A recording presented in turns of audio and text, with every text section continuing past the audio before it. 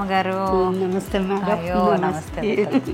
So రమ్మగారు ఇవాళ నా ఫస్ట్ క్లయింట్ యాక్చువల్గా పాప నా కోసం తొందరగా వచ్చేసింది. నా ఓపీ 12కి స్టార్ట్ అయిన 10 కల్లా వచ్చేసారు. ఎక్కడి నుంచి వచ్చారు? నేను ప్రస్తుతానికి మేదీపట్నం దగ్గర ఉంటాను మేడం. మేదీపట్నం నుంచి వచ్చారు. సో నన్ను కలిసి నాకు ఒక మంచి విషయం చెప్పారు. మేడం నేను నమస్తే అందరికీ. ఇది అందరు చూడాలని కోరుకుంటున్నాను. నేను నా ఏజ్ 23 అట్లా కానించి నేను నా పిల్లల కోసం నేను హోటల్ రన్ చేసేదాన్ని మేడం. ఆడవాళ్ళు ఎప్పుడు పిల్లల కోసమే బ్రతుకుతారు. బాబు పాప దేవుడు ఇచ్చిన పిల్లలు చక్కగా అందమైన పిల్లలు, వాళ్ళ కోసం నేను చెయ్యాలి. నాకు తోడు మా అమ్మగారు ఉండాలి. మళ్ళీ అది స్టార్ట్ చేయాలంటే ఒక తమ్ముడు ఉండాలి, మళ్ళీ ఇంకో తమ్ముడికి ఒక కూతురు. ఇట్లా నా జర్నీ మొత్తము నా చుట్టూ పని వాళ్ళు అయితేనేమి అందరూ 10 మంది 15 మంది ఉండేవాళ్ళు. వీళ్ళందరినీ నేను బ్రతికించాలి, మనం బ్రతకాలి అంటే ఏం చేయాలి? పని చేయాలంటే తినాలి అంతే. పిల్లల్ని చదివించుకోవాలి. మా పిల్లలు విజయవాడలో సరార్థన్ కాటన్ స్కూల్లో స్టార్టింగ్ శైలజ మేడం దగ్గర, అక్కడి నుంచి రన్ చేసిన పిల్లలు సివిల్ ఇంజనీరింగ్ చేశారు. బాబు పాప MCA చేసింది. అయితే నాకు ఆకలేసేది నేను పని చేసినప్పుడు. అప్పుడు వర్కర్స్ ఇన్ని పూరీలు ఇచ్చేవాళ్ళు, మంచిగా పొంగిని దోశ ఇచ్చేవాళ్ళు, ఇడ్లీ ఇచ్చేవాళ్ళు, అన్నీ తినేదాన్ని.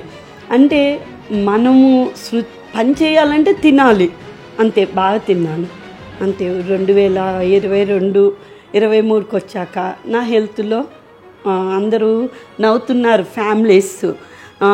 డబ్బు అయితే సంపాదించుకోలేదు, కిడ్నీలో అయితే స్టోన్స్ సంపాదించుకుందని. మంత్రి సత్యనారాయణ గారు బాదం పప్పు జీడిపప్పు తినమంటే నేను ఇన్ని తినేదాన్ని, మా పాపకు కూడా పెట్టేదాన్ని. కానీ అన్ని తినొచ్చో లేదో కూడా మాకు తెలియదు. ఏంటంటే బాదం తింటే మంచిదే, కానీ అన్ని ఇడ్లీలు దోశలు అవన్నీ తినమని మా మంత్రి గారు చెప్పరు. అవును చెప్పరు. ఇవి తినండి వాటికన్నా ఇవి హెల్దీ అని. మీరు అవి తిని ఇవి తిన్నారు కాబట్టి లావ్ అయ్యారు. ఎంత లావ్ అంటే 90 kgs దాకా వెళ్ళాను. ఇంకా పాప మ్యారీడ్, బాబు సివిల్ ఇంజనీరింగ్ చేసేవాళ్ళు. అనుకోకుండా నాకు జ్వరం ఎక్కువైంది. ఇక్కడ మల్కాజ్గిరిలో ఒక పార్వతీ తల్లి, నిజంగా వాళ్ళు నేను ప్రాణంతో ఉన్నానంటే ఆ తల్లి పెట్టిన భిక్ష. 2018లో నేను వచ్చినప్పుడు పెసరగింజంతా స్టోన్ ఉంది రమా అని చెప్పారు. నేను ఏమైద్దిలే తగ్గిద్దిలే అని నిర్లక్ష్యంగా ఉన్నాను. అదే తిండి కంటిన్యూ చేశాను. ఏది నేను పాటించలేదు, ఎక్కువ అలాగే తిన్నా అంతే. సడన్గా నాకు జ్వరం వచ్చింది, క్రియాటిల్ పడిపోయింది. ఎయిమ్స్ NRI ఎవరు మణిపాలు బ్రతకదని చెప్పారు. అప్పుడు ఏంటంటే ఆ స్టోన్కి పస్ వచ్చింది. ఆ పస్ వచ్చాక అప్పుడు మళ్ళీ ఆ డాక్టర్మ్మ అంటే మనకి మనీ లేనప్పుడు ఒక మనుషుల రూపంలో హెల్పింగ్ చేసేవాళ్ళు. నా కుటుంబంలో కొంతమంది పెద్దలు ఉన్నారు, ఒక 2 తాతగారులు, వాళ్ళ ఫ్యామిలీలు ఇలా నన్ను చేనూతిగా తీసుకొచ్చి ఇక్కడ చూపించినప్పుడు ఆ స్టోన్ పస్ వచ్చి జ్వరం వచ్చింది. అప్పుడు స్టెంట్ వేయాలన్నారు. ఇక అన్నీ దాటేశాను. అలా చూసుకుంటాను నేను ఒక్కదాన్ని. బాబు US వెళ్ళాడు. పాప అతనికి భార్య అయినప్పుడు నా దగ్గరికి వచ్చి అలా చేసింది. ఒక డాక్టర్మే నన్ను ట్రీట్ చేసి తన దగ్గర పెట్టుకొని అలా కొంచెం చుట్టాలు ఆదరిస్తూ ఉంటే నేను అలా ట్రీట్మెంట్ చేసుకున్నాక పస్ అంతా లాగేశారు. ఇప్పుడు అది స్టోన్ తీయటానికి లేదు, అది కిడ్నీ కండతోడి మొదలైంది. నువ్వు వాటర్ తాగాలి అది ఇదని చెప్పారు. కానీ నేనేం చేయాలో తెలియదు. మళ్ళీ అదే ప్రకారం ఆకలేస్తుంది. పని లేనప్పుడు ఎక్కువ ఆకలేస్తుంది.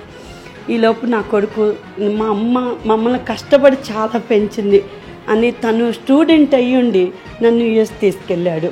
ఎందుకు నాన్న వద్దు అని అన్నా కూడా వినకుండా తీసుకొని వెళ్ళాడు. పర్వాలేదమ్మా నువ్వు చూడాలి, నువ్వు మా కోసం ఎంతో చేసావన్నప్పుడు నేను వెళ్ళా. అక్కడే మనం ఏం పని చేయటానికి ఉండదు, చదువు రాదు, ఏం రాదు, ఇంట్లో ఉన్నాను. కానీ వినీలా మేడం డైటు ఎప్పుడైతే నేను ఇన్స్టాగ్రామ్ యూట్యూబ్ చూసానో అప్పటి నుంచి ఫాలో అయ్యాక ఆ కొంచెం కొంచెం తినటం మొదలుపెట్టా. ఆపరేషన్ అయిన దగ్గర నుంచి అంతే. US వెళ్ళిన తర్వాత పెరుగు పచ్చడి అని ఆ మేడంని, ఈ మేడం చెప్పిన ఇవన్నీ నేను మార్నింగ్ వాటర్ 3 లీటర్ల నీళ్ళు తాగేదాన్ని. అంత చలిలో కూడా 0 చలిలో కూడా నీళ్ళు తాగేదాన్ని. నేను వెళ్ళేటప్పుడు 82 ఉన్నాను కరెక్ట్గా నా బరువు.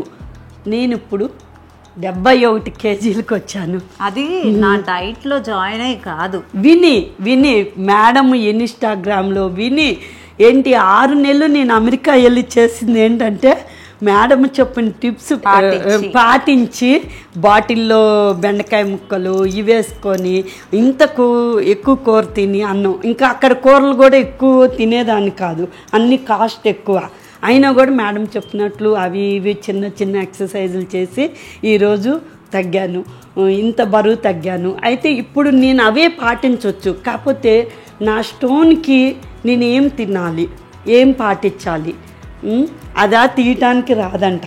అక్కడ డాక్టర్ని అడుగుతాను, నా స్టోన్ తీయొచ్చుగా డాక్టర్ గారు అంటాను.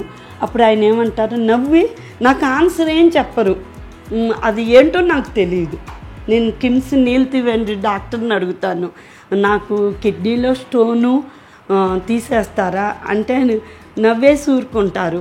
నాకు ప్రాబ్లం అంటే కొంచెం వీపులో నొప్పి వస్తుంది ఎప్పుడన్నా నాన్ వెజ్ తిన్నప్పుడు, వీడప్పుడు ఇంకా నాకు ఏ ప్రాబ్లమ్స్ లేవు.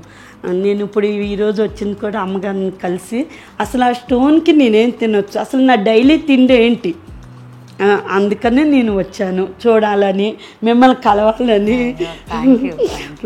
నేను చాలా ఆనందంగా ఉంది ఇలా కలవటం. నేను మనీ ఉండి ఇక్కడ ఏదో చూపించుకోవాలని కాదు, నాకున్న కిడ్నీ ప్రాబ్లం వల్ల మేడం ఏమైనా డైట్ చెప్తే పాటిద్దాం, లేకపోతే లేదని 10 గంటలకల్లా వచ్చాను. అంటే ఒక కోరిక, నాకు నిద్రపోయినా మేడంని కలవాలి, ఈ కిడ్నీ స్టోన్కి మేడం ట్రీట్మెంట్ తీసుకోవాలి. ట్రీట్మెంట్ ఏమి ఇవ్వను, ఫుడ్లోనే మనం ఏమన్నా పాసిబిలిటీస్ ఉంటే మనం ట్రై చేస్తూ ఉంటాము. నేను మీకు డైట్ ఇస్తాను. Okay, thank you madam.